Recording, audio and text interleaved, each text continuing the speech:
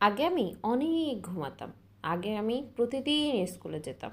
এই যে অভ্যস্ত ছিলাম, এখন জিনিসটা নাই। এই কাজটা আমরা করার সময় কি দিয়ে ইউজ করতে পারি বা কিভাবে সেন্টেন্স মেক করতে পারি? সো এই সেন্টেন্সটা আমরা ইউজ করতে পারি ইউজ টু দিয়ে। এটা বোঝায় আগে আমি অভ্যস্ত ছিলাম, এখন নেই। সো এটার সেন্টেন্স স্ট্রাকচার হবে subject, then use to plus ভার্বের base form. So I use to play football, আমি আগে ফুটবল খেলতাম। She use to live in Dhaka, সে আগে ঢাকায় থাকতো। We use to go to school together, আমরা আগে একসাথে স্কুলে যেতাম। হি ইউজ টু স্মোক, সে আগে ধূমপান করতো। এই যে আগে অভ্যস্ত ছিল, তার মানে এখন আর নাই। হি ইউজ টু স্মোক, সে আগে ধূমপান করতো, এখন আর করে না। এই ধরনের বাক্য যখন আমরা গঠন করতে যাই, তখন আমাদের একটু প্রবলেম ফেস করতে হয়। সো চিন্তা করলাম যে আগে অভ্যস্ত ছিলাম, এখন নাই। আগে আমি ঘুমাতাম, প্রচুর ঘুমাতাম, এখন আমি ঘুমাই না। আগে আমি স্কুলে রেগুলার যেতাম, এখন আমি আর স্কুলে যাই না। সো এ ধরনের বাক্য ট্রান্সলেট করতে গেলে আশা করি কোনো সমস্যা হবে না। এখন আমরা এটার কিছু নেগেটিভ ফর্ম দেখে আসবো। কিভাবে আমরা নেগেটিভ সেন্টেন্স স্ট্রাকচার গঠন করব? এই যে ইউজ টু, এটা পাস্ট ফর্ম।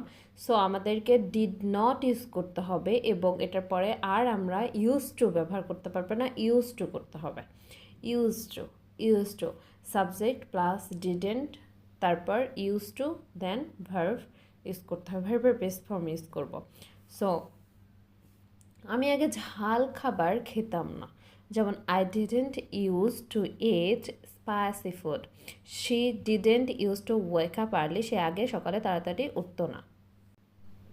আগে আমরা অভ্যস্ত ছিলাম না, এ যুক্ত সেন্টেন্স করতে গেলে আমাদেরকে নেগেটিভ ফর্ম এভাবে করতে হবে। এখন আমরা কিছু কোশ্চেন যখন করব, তখন এভাবে করতে পারি।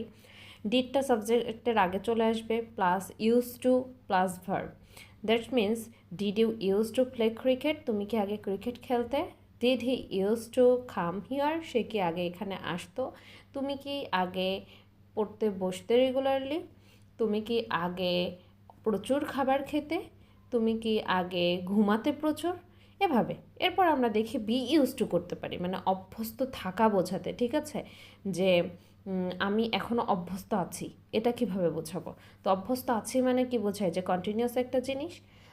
আমি সকালে তাড়াতাড়ি উঠতে অভ্যস্ত, এটা আমি বর্তমানে আছে। সো এটা কন্টিনিউয়াস হবে, বাট আমরা কন্টিনিউয়াস শুধু কন্টিনিউয়াস ইউজ করতে পারি না।